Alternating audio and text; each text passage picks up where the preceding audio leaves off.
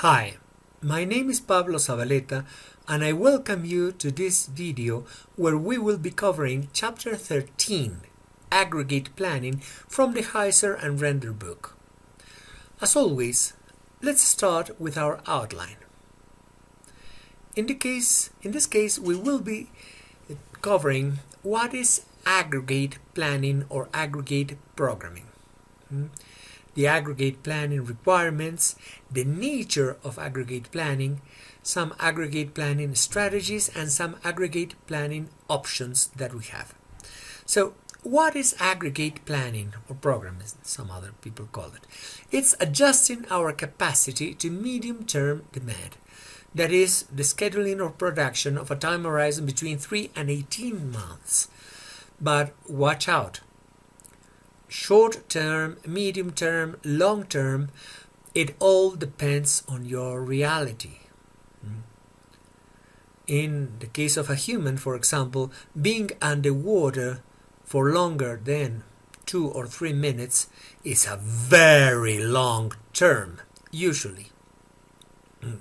So, requirements. What information do we need? We need to define the units that we will use to measure sales and production. We need the demand forecast for the period under consideration. We need a very clear and valid method to determine costs. And we need a model that combines forecasts and costs.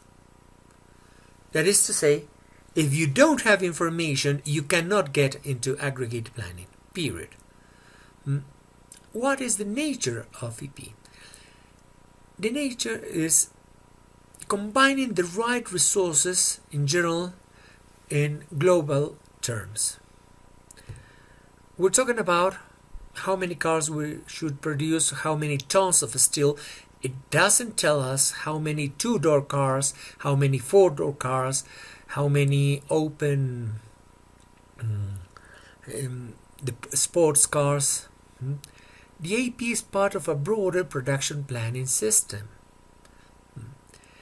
And in order to perform our aggregate planning, we have 4 strategies.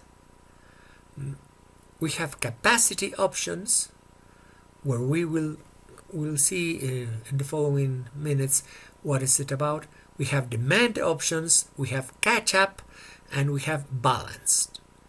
Let's start with capacity options.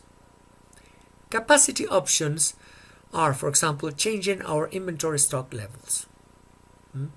We can vary the size of the payroll by hiring or temporarily firing people. We can vary our production rates, either using overtime, taking advantage of downtime, making our machines go a little bit faster. We can subcontract, that is, we can outsource a part of our production, or we can use part-time employees. All these options, among others, because this is not an exhaustive list. In your reality, you might have different elements to vary your capacity. Allows us to grow or shrink your capacity so as to respond better to market conditions, to varying market conditions. There are also demand options. Here we try to influence demand. For example, we can make a promotion, we can retain orders, we can combine products and services with complementary demand cycles. All these aspects allows us to influence the demand and try to keep it up to par with our capacity. So we can either work on our capacity or on our demand side. The third strategy that we can use is catch-up. Here we're trying to bring our production levels to the expected demand. Yes, again, we can get more labor, we can take advantage of downsides, we can outsource exactly the same things that we saw before. But we can combine both of them so as to be able to match both our offerings and what the demand will be. In contrast to this, we have the balance strategy. Here we try to keep our production levels more or less constant, uniform. Toyota and Nissan are top of the list in this strategy. It works relatively well when the demand is stable. However, is the demand really stable? That's something that we can discuss.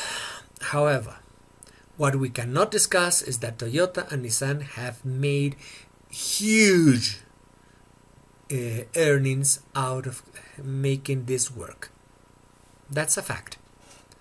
So it depends again on the type of reality that you're confronting. Our lesson will continue in the next video.